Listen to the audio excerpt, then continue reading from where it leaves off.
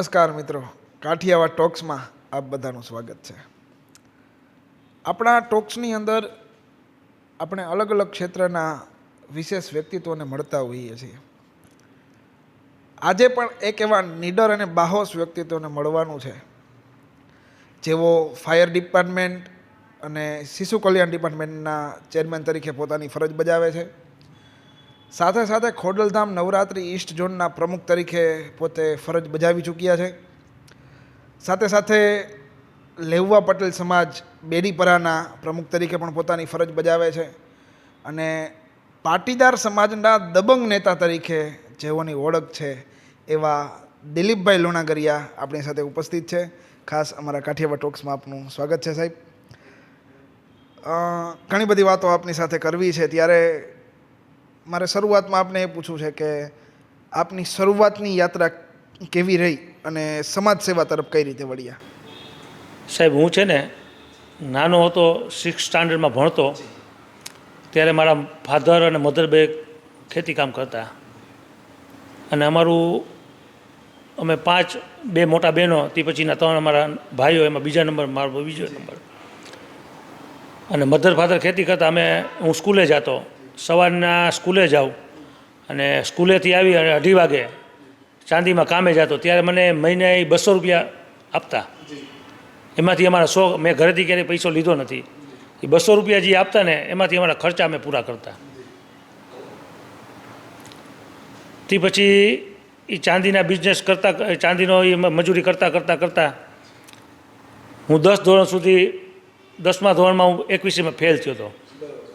જવાહર સ્કૂલમાં મેં અભ્યાસ કર્યો. ત્યાં અમારે લલિત સાહેબ અમારા આચાર્ય હતા.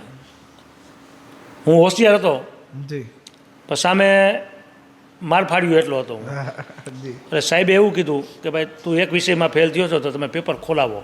અને પેપર ખોલાવ્યું અને સમાજ વિદ્યામાં હું ફેલ થયો હતો ને એમાં 15 માર્કના મને 56 માર્ક્સ મળ્યા. તે પછી સાહેબે એવું કીધું મને કે તમે રાજકોટમાં ક્યુ સ્કૂલમાં તમારું એડમિશન અપાવી દો. પણ પછી મેં એવું કીધું કે સાહેબ મારે છે ને કરણસિંહજીમાં એડમિશન લેવું છે. એટલે કરણસિંહમાં મેં એવું સાંભળ્યું હતું કે એમાં ખાલી ભણવા નહીં જવાનું, ને સવારે જવાનું, 10 વાગે આવતા રહ્યો તો ચાલે એમ. બરાબર. એટલે કરણસિંહજીમાં એડમિશન લીધું. પછી 12 સુધી હું 10મા ધોરણથી ચાંદીનો બિઝનેસ બંધ કરી અમારા મોટા ભાઈ સંજયભાઈ એને અમે જ્યાં અમારું રેસિડન્ટ હતું ને રિટેલ ફૂલની દુકાન ચાલુ કરી. બરાબર. ત્યાર પછી હું એની સાથે જોડાણો. 2 વર્ષ સુધી અમે રિટેલના ધંધામાં બહુ મહેનત કરી બધા 2 ભાઈઓએ. પછી અમારું રેસિડન્ટ જે ભાવનગર રોડ ઉપર હતું ત્યાંથી પાવડી ચોકમાં અક્ષરધામ કોમ્પ્લેક્સ, કે ત્યારે અમારા ફાધરની પરિસ્થિતિ નબળી હતી અને અમારા કાકા એક્સપાયર થઈ ગયા જયંતિભાઈ તરસીભાઈ લુણાગરિયા, એનું બનાવેલું બિલ્ડિંગ હતું. ત્યારે અમને 1,45,000 રૂપિયા મેં દુકાન આપી અને દર 3 મહિને 25,000 રૂપિયા એને અમારે આપવાના. ત્યાં અમે ફૂલનો હોલસેલનો બિઝનેસ ચાલુ કર્યો. તે પછી હોલસેલના બિઝનેસમાં અમે પુષ્કળ ધ્યાન દીધું અને એમાંથી અમારી પ્રગતિ થઈ. એમાંથી પછી હરવે કરીને અત્યારે અક્ષરધામમાં મારી પાસે 10 દુકાનો છે. બરાબર. અને સૌરાષ્ટ્રમાં હોલસેલનું મોટું ફ્લાવર્સનું આપણું કામકાજ છે. એમાંથી પછી 2010માં 2005માં પરેશભાઈ કોંગ્રેસમાંથી કોર્પોરેટર હતા. 2010માં પરેશભાઈએ એવું કીધું કે મારી જગ્યાએ તું. એટલે 2010માં હું વોર્ડ નંબર ત્યાં 6 કહેવાતો અમારો, ત્યાંથી કોંગ્રેસમાંથી કોર્પોરેશનની ચૂંટણી લડ્યો અને આખા રાજકોટમાંથી જાજામાં જાજા ત્યારે 7,000 મત લઈ અને હું 500 મતે ચૂંટણી હાર્યો હતો. તે પછી મને એવું થયું કે ભાઈ રાજકારણ આપણું કામ નથી. રાજકારણ મૂકીને સમાજ સેવાના કાર્યોમાં વળ્યો અને સમાજના કાંઈ નાના મોટા પ્રશ્નો હોય અમે એના સોલ્યુશન કરતા. એ ઓફિસે મારી અક્ષરધામે બેસી, ત્યાં અમારું ગ્રુપ હતું, આખું ગ્રુપ અમારું મજબૂત હતું, બધા નિર્વ્યસની. બરાબર. વાહ. અને એમાંથી 2013માં ખોડલધામ નવરાત્રિ અમે સ્ટાર્ટિંગ કરી. એ પહેલાં 2 વર્ષ અમે રાધા મીરા કર્યું. બરાબર. પરેશભાઈ ગજેવાળા અમારા માર્ગદર્શક હતા કે નકરી દીકરીઓની નવરાત્રિ આપણા વિસ્તારમાં કરવી. એ ચાલુ કરી. એમાં 2 વર્ષ મેં ધ્યાન દીધું. તે પછી 2013માં અમે ખોડલધામમાં કન્વર્ટ કરી એને કે ખોડલધામે એવું નક્કી કર્યું કે રાજકોટમાં 4 ઝોનમાં નવરાત્રિ કરવી. ત્યાં પરેશભાઈ મને એવું કીધું કે આપણે રાધા મીરા બંધ કરી અને ખોડલધામ કરવી. પછી ખોડલધામમાં એને મને પ્રમુખ બનાવ્યો નવરાત્રિનો. વાહ ત્યારે પહેલા વર્ષે અમે દીકરીઓને 300 રૂપિયામાં રમાડી કે 10 દિવસના 300 રૂપિયા. અને ભગવાનની દયા હતી અમારી ઉપર, દર વર્ષે એક એક્ટિવા હું ગિફ્ટમાં આપતો જી અને 300 રૂપિયામાં દીકરીઓને અમે 4 એક્ટિવા ગિફ્ટમાં આપતા વાહ. અને છેલ્લા દિવસે 10-10 લાખ રૂપિયાની ગિફ્ટો આપતા. વાહ અને ગ્રાઉન્ડમાં 2 કેમેરામેન જેન્ટ સિવાય ત્રીજો કોઈ જેન્ટ્સ એલાઉડ એમાં અમે આવી જાય. જી અને હું 6 વર્ષ પ્રમુખ રહ્યો ખોડલધામનો, મારી ડ્યુટી ગેટે જ હોય. બરાબર. કાંઈ પણ નાના મોટા ઇસ્યુ હોય આ તે હોય એ બધું હેન્ડલિંગ મારે કરવાનું. વાહ ખાસ જે આપની આ શરૂઆતથી જે આખી યાત્રા આપે કહી એ પૂછવું છે કે સમાજમાં એક આપની છાપ દબંગ નેતા તરીકે થાય છે. દબંગ એટલે માથાભારે વ્યક્તિ તરીકે થાય છે, તો આની પાછળનું શું કારણ છે? હું જ્યારે ફૂલનો બિઝનેસ મેં સંભાળ્યો ને પછી રાત્રે 2 વાગે રેલવે સ્ટેશને જવાનું હોય, અમારા ફૂલના જે પાર્સલ આવતા હોય, મને કોઈ દી બીક જેવું લાગ્યું જ નથી કોઈ દિવસ. બરાબર. અને પહેલેથી મને મારી પર કોઈ ઉગામે હથિયાર ઉગામે તો હું એને મૂકું નહીં. અને મારો નિયમ છે કે આવું કાંઈ થાય એટલે પહેલાં હું મારી જ લઉં એને, પછી પાછળથી જે થવું એ જોઈ લેશું. એટલે મને બીક જેવું કોઈ દિવસ હતું નહીં. અને સમાજમાં નાના મોટા ઇસ્યુ આવતા રહ્યા અને ભગવાનની દયા હતી અમે પતાવતા રહ્યા. તે પછી આ સમાજની દીકરીઓના ઇસ્યુ આવવા માંડ્યા અમારી પાસે. પછી આ લુખાવજી દીકરીઓને લઈ ગયા હોય, બરાબર, એના મધર ફાધર અમારી પાસે આવે, રજૂઆત કરે, અમે એની ડિટેલ જાણી. પછી આ લોકો જે મેરેજ થઈ ગયા હોય પોલીસ સ્ટેશનમાં હાજર થયા હોય, પોલીસ સ્ટેશનમાં આપણે જે સામેવાળા છોકરાને પૂછ્યું હોય અને અમારે કીધું હોય ને પૂછ્યું ન હોય, પછી મારા સ્વભાવ પ્રમાણે મેં એને માર્યો જોઈએ ત્યાં. અને ઘણીવાર દીકરીઓ સમજી જાય છે, 95% દીકરીઓ સમજતી નથી. 6-8 મહિના પછી એ દીકરીનો અમને ફોન આવે કે હવે આમાં અંકલ અમને આમાં છોડાવો. અત્યારે પછી અમે મહેનત કરીને ઘણી દીકરીઓને પાછી લઈ આવ્યા. અને સર્વ સમાજની દીકરી માટે અમે કોઈ દી ના પાડી નથી. આપણે જે વાત કરી કે જે દીકરીઓના સમાધાન કે જે કંઈ આપ કાર્ય કરો છો સમાજ કોઈ પણ, તો મારે એ પૂછવું છે કે અત્યારના સમયમાં આ દીકરીઓ, કારણ કે આપણે ઘણીવાર જોઈ છે મીડિયાની અંદર કે દીકરીઓ હોય છે પોલીસ સ્ટેશનમાં પોતાના મા બાપને નથી ઓળખતી, તો અત્યારે એમાં કયા કયા કારણો બને છે જેથી દીકરીઓ છે એ આવા અવારું તત્વો ભેગું ભાગી જાય છે? એનું કારણ છે સોશિયલ મીડિયા. કે સોશિયલ મીડિયામાં આ લોકો જે સામેવાળા છોકરા હોય છે એવા સ્ટેટસ મૂકતા હોય છે કે એવા ફોટા અપલોડ કરતા હોય છે. પછી એવી આ દીકરીઓને એવી મોટી મોટી વાતો કરી અને એની મોજારમાં ફસાવી લે છે. બરાબર.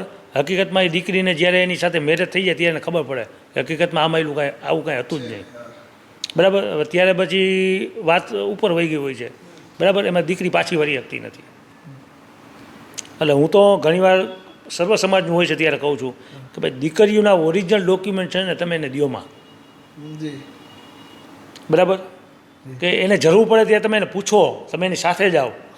બરાબર. બીજું એ છે કે દીકરીઓ કોઈ પણ સારી વસ્તુ તમારી પાસે લઈને ઘરે લઈને આવે તો એને પૂછો તમે કે આ વસ્તુ ક્યાંથી આવી એમ, તો તમને ખબર પડે કે આપણી દીકરી એનું ફ્રેન્ડ સર્કલ કોણ છે, એ કોના ભેગી જાય છે, આ બધું તમે જાણો, તમને આઈડિયા આવે. તમે એની તપાસ કરો. ઘણીવાર એવું હોય તો ઘણીવાર એનો મોબાઈલ ચેક કરો, તમને આઈડિયા આવશે કે આપણી દીકરી ક્યાં રસ્તે છે એમ. આપણે બહુ સરસ વાત કરી અને ખરેખર અત્યારે જાગૃતતાની જરૂર છે, પણ તો આ અટકાવવા માટે પરિવારે ક્યાં ક્યાં પગલાં ભરવા છે? અટકાવવામાં પરિવારે પગલાં એ લેવાના છે કે આપણી દીકરી, હું તમને કહું છું, આપણી દીકરીને જે શોખ હોય છે આપણે પૂરા કરો. કે આપણી દીકરીને જમવા, એને બહાર જમવા જવાનો તો આપણે એની સાથે હોટલમાં જાઓ. તમે એનું ફ્રેન્ડ સર્કલ છે, આપણે ના નથી પાડતા, પણ એનું ફ્રેન્ડ સર્કલ આવતું હોય તો ભલે તમે એના મમ્મી પપ્પા એની સાથે જાઓ. આ જેને શોખ છે, એને ફરવા જવાનો શોખ છે, એને વર્ષમાં એક વખત તમે ફરવા લઈ જાઓ. બરાબર. આજે એના શોખ તમે પૂરા કરવા માંડશો તો એને બીજા કોઈની જરૂર નહીં પડે. બરાબર છે. અને મેક્સિમમ આ બધો ઇસ્યુ છે ને કે ગામડેથી જે દીકરીઓ અહીંયા ભણવા આવે છે ને, આ જેના શોખ પૂરા કરવા હાટું બીજી આડી લાઈનમાં વહી જાય છે, એ આ ઇસ્યુ ઝાઝા આવે છે અમારી પાસે. જેમ વાત કરી એમ કે દીકરીઓ ગામડેથી અહીંયા આવે છે સિટીમાં, અને પછી જે તો પરિવારના સભ્યોએ આ દીકરીઓ જે ગામડેથી આવે છે પછી કદાચ જે કનેક્શન હોય એ થોડુંક દૂર થઈ જાય, તો પરિવારે એવું શું ધ્યાન રાખવું કે દીકરીઓ સિટીમાં આવી અને આવા ગેરમાર્ગે ના છે? એને ધ્યાન રાખવા માટે છે ને તમે દીકરીઓ એને રોજ એક વખત ફોનમાં વાત કરી લ્યો, દીકરી ક્યાં છે એની તપાસ કરો. બરાબર. એને વિડીયો કોલ કરો, એનું ફ્રેન્ડ સર્કલ કોણ છે એ તપાસો. આપણે દિલીપભાઈ ખૂબ સરસ વાત કરી, કારણ કે અત્યારનો જે સળગતો પ્રશ્નો છે એને ટૂંકાવવા માટે આ બધા ઉપાયો કરવા જ જોશે. આગળ આપને એ પૂછવું છે કે આપ ખોડલધામ ઈસ્ટ ઝોન જેવી નવરાત્રિના પ્રમુખ છો, એનું આયોજન કરો છો, તો આજના સમયમાં લીડરશિપ માટે, નેતૃત્વ માટે કયા કયા ગુણો જરૂરી છે જે આયોજનને સફળ બનાવે? આયોજનને સફળ બનાવવા માટે કોઈ પણ સમાજની દીકરીઓ, જો અમારો પટેલ સમાજ છે તો એમાં તો અત્યારે ઘણી છૂટછાટ છે.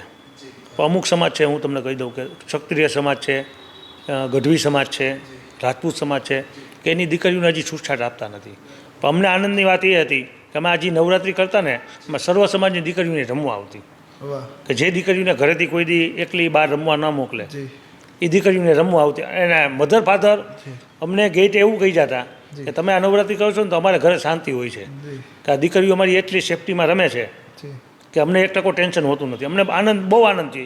જી એટલે આવા આયોજન કરો કે જેના માટે સર્વ સમાજની દીકરીઓને સચવાઈ જાય, એક પણ ટકાનું ન્યુસન્સ ત્યાં ન હોય, વાહ, બરાબર, અને સર્વ સમાજની દીકરીઓને ત્યાં આનંદ આવે. અને 2 કેમેરામેન સિવાય ત્રીજો જેન્ટ્સ એલાઉડ ન હોય ને દીકરીઓ મન મૂકીને ત્યાં રમી શકે. વચ્ચે જ એક આપને પ્રશ્ન પૂછું આમાં જ કે જે આયોજન કરો છો એ અન્ય નવરાત્રિ કરતાં કઈ રીતે આપની નવરાત્રિ અલગ છે, અને એમાં ખાસ કરીને દીકરીઓની સેફટી માટે શું શું કાર્યો થાય છે? આ નવરાત્રિમાં એવું હોય છે કે એક તો પેલા જેન્ટ્સના અંદર નોટ એલાઉડ હોય છે, બરાબર, એટલે કોઈ પણ ડ્રિંક્સ કરેલા જેન્ટ્સને અમે, જોકે એને તો અમે જોવામાં, બીજું અમે એની એટલી સેફટી રાખતા કે જોવાનું જે હોય છે ત્યાં કોઈ પણ જેન્ટ્સ પર વિડીયો ઉતારતા હોય ને તો અમે એનો મોબાઈલ લઈ લેતા, એનો વિડીયો ઉતારવાની મનાઈ ત્યાં. ગમે એવા વીઆઈપી આવ્યો હોય એને વીઆઈપીની એન્ટ્રીમાંથી આવવાનું, સ્ટેજે બેસવાનું, એનું સન્માન થાય, બરાબર, તો વિડીયો કોઈ પણ નહીં ઉતારવાનો.